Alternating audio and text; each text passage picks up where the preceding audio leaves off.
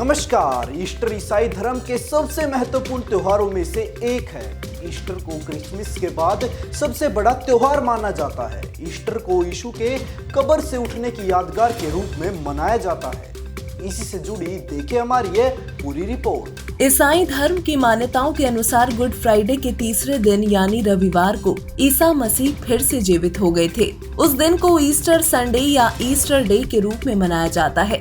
ईसाई धर्म के लोगों द्वारा इस दिन को नए जीवन के प्रतीक के रूप में मनाया जाता है। इस पर्व पर कुछ भक्त चर्च में प्रार्थना करते हैं तो कुछ भक्त धार्मिक पुस्तक बाइबल पढ़ते हैं। ईस्टर संडे के उत्सव के दौरान लोग यीशु के नए जीवन और पुनरुत्थान के प्रतीक के रूप में अंडे तोड़ते हैं, जिसे ईस्टर एग्स कहा जाता है। इस क्रिया को करना पाप कर्म करना है, क्योंकि ऐसा करने से अंडे से जन्म लेने वाले जीव का जीवन पहले ही समाप्त हो जाता है। ये किसी जीव को मारने के बराबर है जो परमेश्वर की 10 आज्ञाओं के विरुद्ध है। पवित्र बाइबल के उत्पत्ति ग्रंथ में परमेश्वर ने मनुष्य को शाकाहारी रहने का आदेश दिया है तथा जीव हिंसा को पाप बताया है। ईसाई धर्म को मानने वाले ईश्वर को निराकार मानते हैं, जबकि पवित्र बाइबल के उत्पत्ति ग्रंथ से सिद्ध होता है कि परमात्मा मानव सदृश है, जिसने 6 दिन में सर्व सृष्टि की रचना की तथा फिर विश्राम किया। ईसाई धर्म के अनुसार शुक्रवार के दिन प्रभु यीशु को सूली पर चढ़ाया गया था, क्योंकि उन्होंने सभी लोगों के कल्याण के लिए काम किया था और वो सभी को सत्य का मार्ग बताते थे। वो ईश्वर प्राप्ति का मार्ग बताते थे, जिससे बहुत से लोग उनके ज्ञान से प्रभावित होकर उन्हें ईश्वर का अवतार मानने लगे और उनकी शिक्षाओं के आधार पर जीवन यापन करने लगे। ये देखकर कुछ लोग उनसे ईर्ष्या करने लगे। उन ईर्ष्यालु लोगों ने ईसा को ईश्वर का दूत न मानकर रोमन सेना से शिकायत की और उन्हें प्रताड़ित कर सूली पर चढ़ा दिया और उन्होंने मानव कल्याण के लिए अपना शरीर त्याग दिया। यीशु मसीह क्रूस पर चढ़ाए जाने के समय कह रहे थे कि हे परमेश्वर, इन लोगों को क्षमा कर, ये बेचारे नहीं जानते कि ये क्या कर रहे हैं। और तभी से उस दिन को गुड फ्राइडे के रूप में मनाया जाता है। सभी ईसाइयों का मानना है कि यीशु कब्र से बाहर आए, हालांकि ये सच नहीं है। वो यीशु नहीं थे जो बाहर आए, वो परमेश्वर कबीर साहिब जी थे जो उस समाधि से बाहर आए और उन सभी अनुयायियों को यीशु के रूप में दिखाई दिए।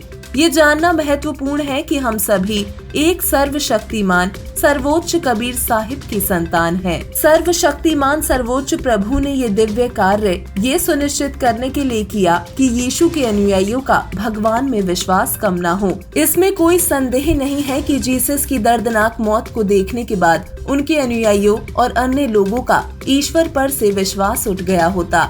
अगर कबीर परमेश्वर ने पुनरुत्थान का वो दिव्य कार्य नहीं किया होता। लोग सोचने लगे थे कि यीशु ने परमेश्वर के प्रति इतना निष्ठावान होते हुए भी इस तरह की दर्दनाक मृत्यु को प्राप्त किया। वो नास्तिक हो गए होते। उन्हें नास्तिक होने से बचाने के लिए ही सर्वशक्तिमान कबीर साहिब जी को ईसा के रूप में प्रकट होना पड़ा। ईसाई ईसा को ईश्वर मानते हैं, लेकिन 21 ब्रह्मांड के मालिक शैतान काल ब्रह्म ने ईसा को विष्णु के लोक से भेजा था। वो अलौकिक शक्तियों के साथ एक पवित्र आत्मा थे। इसका प्रमाण कबीर सागर मोकम 3 के मोहम्मद बोध अध्याय ज़बूर में है। कबीर परमेश्वर कहते हैं, ईसा पैगंबर पढ़ी किताब, उसका नाम इंजल किताब। सलाम मालिक तन हम कीना, दस्ता बास उन्हों उठी लीना। तहबा बैठे विशंभर राय, वही पीर तो वही हाल। ये विष्णुपुरी है भाई, या में भी एक बैकुंठ समाये। विष्णु ने ये का प्रधान, सुनाकर मोहम्मद ज्ञानी विज्ञान। ये सभी वाणी साबित करती हैं कि ईसा मसीह ईश्वर नहीं बल्कि एक पवित्र आत्मा थे, जिनके पास कुछ आध्यात्मिक शक्तियाँ थी। हमारा ईसाई धर्म को मानने वाले सभी भाई बहनों से निवेदन है कि वे बाइबल के पवित्र ज्ञान को पूर्ण परमेश्वर कबीर जी के अवतार संत रामपाल जी महाराज जी द्वारा दिए जा रहे सत्संग प्रवचनों को सुनकर, देखकर समझ सकते हैं, ताकि उनके और ईस्टर से जुड़े सभी प्रकार के भ्रम दूर हो सके। आज की हमारी इस रिपोर्ट में बस इतना ही। जुड़े रहिए ऐसे न्यूज चैनल के साथ। धन्यवाद।